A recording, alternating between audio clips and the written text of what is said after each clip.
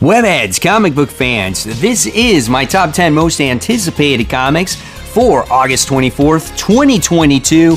Guys, I'm Mike Spider Slayer. Welcome back to Comic Book Corner 2.0. Guys, it's never too early to start that pull list for next week, and hopefully this list will help you make decisions on what comic books to buy. And guys, stay tuned to the end after my number one for noteworthy comics that are also getting ready to come out. So let's kick off this video with the Hot Seat. The Hot Seat book is the book that I'm thinking about not picking up once I get to that comic book shop. And there's no surprise here, guys. This is Axe Judgment Day issue 3.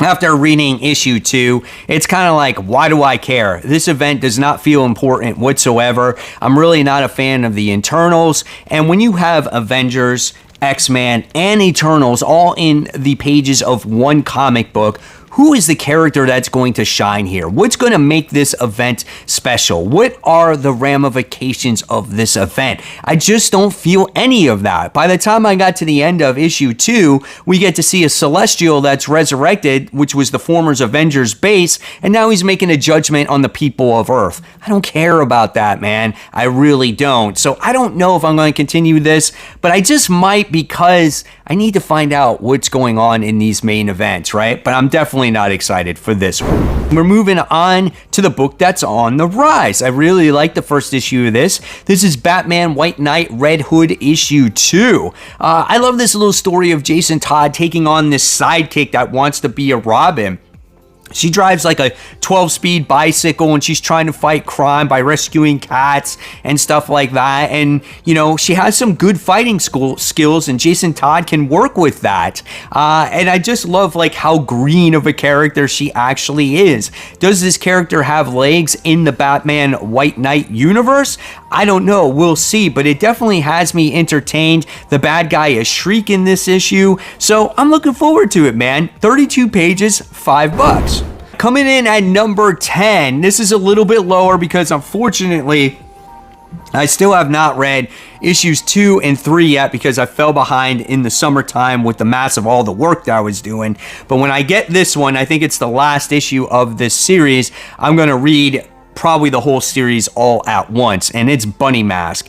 And the one thing I can say about Bunny Mask from Aftershock is that it's a phenomenal read. If you're looking for something different, if you want something that messes with your mind a little bit, if you want a good mystery, if you want an oddball character like the character of the Bunny Mask, yeah, this book is for you, man. This is Aftershock's some of their best work that they have done, in my opinion. I definitely will recommend this to anybody if they like horror or something a little bit different that plays with your mind. This one is 32 pages and this one is $5. Coming in at number 9, we have Rogues Gallery issue 2. Now, this book was really good. This was done by Image Comics. Here's the description. After years portraying popular comic book character the Red Rogue, Macy Wade is ready to retire the spandex suit. But when her abrupt exit from the Red Rogue's TV series leads into its cancellation, Macy finds herself targeted by a group of unhinged home invaders who wants to teach her a lesson. So yeah, this book was very meta. That first issue, it's like how we are towards TV shows or comic books, right? We just pick it apart and we just, you know, blame the actors or the actresses, and it's, if they don't play a certain role, we always call that out, and it happens in this comic book. But these people take it to a whole other level where they want to kill the lead character because she just walks out on the show, and the show has basically gone to crap. And at the end of the first issue, you were left with a great cliffhanger. This was something that I didn't expect to be so good. So if you can find issue 1, go ahead, find it, and then pick up this issue. I don't think you'll be disappointed with it. 32 pages, $4. There's some great independent books out there right now. All right, guys, so coming in at number 8, we have the return of Gun Honey. That's right, Gun Honey, Blood for Blood. This is issue 1. Now, we have a lot of cover collectors out there that were picking up this book because of the gorgeous covers. I can't show you all these covers here, guys, because it's too explicit and the channel could get in some trouble. So I show you what I can. But this book story is not for the TNA. This is actually a pretty solid book. You got this book that's about a weapons specialist by the name of Joanna Tan, and she is called the legendary Gun Honey for a reason. She's a gun arms specialist. She's recuperating from her last job, and there's somebody that's framing Joanna Tan for murder. And I'm very interested to see who this character is, and she's trying to take her place at the same time. So like I said, there's all kinds of crazy, explicit stuff that happens in this comic book, but the story's not half bad either. So whether you collect it for the story or for the nice looking covers, hey, that's totally up to you. But I'm letting you know the story's not half bad. Coming in at number 7, this is something different from Marvel Comics. This is Damage Control issue 1, and this is from the creator of the hit TV show The Goldbergs, man. So I'm definitely going to be picking this one up because it's going to be funny, and it has a cast of characters like Nightcrawler and Quicksilver and Moon Knight, She-Hulk, Ghost Rider. I mean, that is pretty awesome, and you get to see what's going on in Damage Control from a person that works there's point of view. This could be something a little bit different. Again, just the cast of characters here is what attracts me to this comic book. Maybe a lot of you know that this wasn't coming out. For some reason, they're putting legacy numbering on Damage Control. Why? I have no idea. This is legacy numbering issue 16. It's 36 pages and it's $5. Next, coming in at number 6, we have Scorched issue 9. Scorched is a phenomenal book with all the different spawns teaming up with each other. I still haven't read issue 8 yet. I didn't get it until last week because my shop ran out of it a couple weeks ago. But the description here says the team is back with a renewed sense of purpose and a new vision of the approaching threats on their horizon. Unfortunately, a threat from one of their past has a few different ideas. Great artwork here. Love all the different cast of characters. Of course, my favorite, Gunslinger and She-Spawn and Spawn. Those are my 3 favorites. This is a solid book. Greatest deal in comics, 24 pages, $3. Coming in at number 5, we have Detective Comics issue 1063 done by Ron V.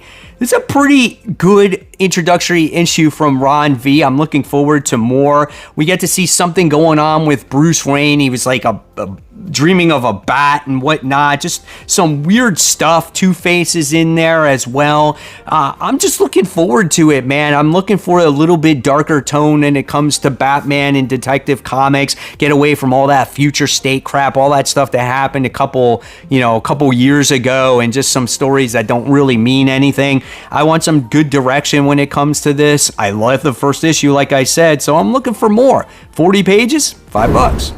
Coming in at number 4, another really good book though. However, issue 4 wasn't as strong for me. This is Carnage issue 5. So Carnage is looking for some greater power here. He's been absorbing different supervillains' powers. Like he took the Spot's power, he took the Hydro Man's power. We got some detective going after him that absorbs some of Carnage's powers and makes him part symbiote as well. It's just weird. It's like this big puzzle here. You got this one guy who is a serial killer that wants to be Carnage, but Carnage doesn't feel like he's worthy to be his like host and whatnot. It's so weird of a book, but the artwork is gorgeous. This is probably the best Carnage book I read in quite some time. 28 pages, $4. So continuing on here, number 3, Radiant Black issue 17. So it looks like that the main character, Nathan, is the Radiant Black again? It looks like that's what we got by the end of issue 16. Not 100% sure. I'm going to read you the description. Let's see what it says. Marshall faces down a gauntlet of enemies, each more determined than the last to take the Radiant from him by any means necessary. He needs a miracle. Will the unexpected appearance of Radiant Yellow be enough to turn the tide? I don't know what's going on, man. It's like this back and forth. We're getting appearances of the different Radiants here and there, but it looked like, I think it was Marshall who was the one that took it away originally. It looked like he was about to die. I don't know, man. Great book. I will always recommend Radiant Black, though. Lots of fun. Coming in at number 2, we have The Amazing Spider-Man. This is issue 8. Guys, when it comes to The Amazing Spider-Man, I'm having fun with it. We had the Vulture in the last issue. He seemed more menacing than ever. He's got this vendetta against Spider-Man, and we got a quick glimpse of the new Oscorp Spidey suit, so we'll see what happens with that whole thing as well. I know some people are not digging the John Romita Jr. artwork. I'm there with you when it comes to facial expressions and stuff like that, but when it comes to some of the Spidey poses and some of the villain poses, it looks okay. It does have this distinctive feel of a more classic or nostalgia type of Spider-Man for me. I just like it better than Nick Spencer's run. I don't know what it is. Maybe it feels more street level. I'm not 100% sure. Will we get the mysteries when it comes with Mary Jane on why she broke up with Peter and what happened 6 months ago? I'm sure we will. I'm sure that's like the climactic part going into the future. Do I agree with this Oscorp suit thing? It's weird, right? It's definitely weird. We'll see what happens and where it leads to. So this one is legacy numbering 902, 28 pages, $4. My number one most anticipated comic comes to the conclusion of Robin. Yes, Robin issue 17. I love this series, and Joshua Williamson did a great job with the Damian character. He added more layers to the character. He made him have a little bit of a relationship on again, off again. He had this Mortal Kombat style of fighting going on where they fought on this island, and it looks like that Lord Deathman is revealing the truth about Flatline here, because he threw Flatline under the bus, said that she was possessed and she tried to kill him, all these kinds of other things. My big thing though is about this story, how are we going to wrap this whole thing up in one issue? There just seem to be a lot of loose ends left, right? Nevertheless, I'm looking forward to it. It's only 32 pages and it's $4. That's the one concern I have. Now we move on to those noteworthy comics, in case there's a comic that I did not discuss here for you guys in my top 10. Well, the first noteworthy one goes to Fantastic Four. This is issue 46. This might be a spec book, even though you might not be a fan of Dan Slott's run on Fantastic Four. This is Reed Richards' sister who makes her first appearance here. So is this a spec book? I don't know. If you want to take the chance and buy it, go for it. But she does make her appearance here. Next, we have Miles Morales' Spider-Man. This is issue 41, as it's continuing that storyline with him being in another universe. Could have been a great story. I feel like the concept is great, but there's no character development when it comes to any of the characters, even Miles Morales himself. It just doesn't feel like nothing's really at stake here. So take it or leave it for what it is, but if you like Miles Morales, go ahead and pick this one up. Next one, for you nostalgic Wolverine fans, we have Wolverine Patch. This is issue 5. That one's coming out. Next, for you cover buyers out there, we have Action Comics issue 1046. We got gorgeous art germ cover here with Kara Supergirl in a bikini. However, Action Comics, from what I heard, is a pretty good read as well. Then we have Harley Quinn issue 21, as we got a tribute to the Killing Joke. So you might want to pick that up for the cover as well. Moving on, we have Deathstroke Incorporated issue 12. This continues the year 1 storyline. A lot of fans were a fan of the Human Target, so we're going to get a new volume to that. This is Tales of the Human Target, issue 1. Maybe I should pick this up. I heard some really great things about it. From some of the independents now, we have Boom Comics. This is Grimm. This is issue 4. Pretty solid story. For your Star Wars fans and the kids out there, I have Star Wars Hyperspace Stories, issue 1. And then for you Sonic fans out there, I have Sonic the Hedgehog. This is issue 52. So there you guys have it. There are my top 10 most anticipated and some of the noteworthy comics that are getting ready to come out for August 24th, 2022.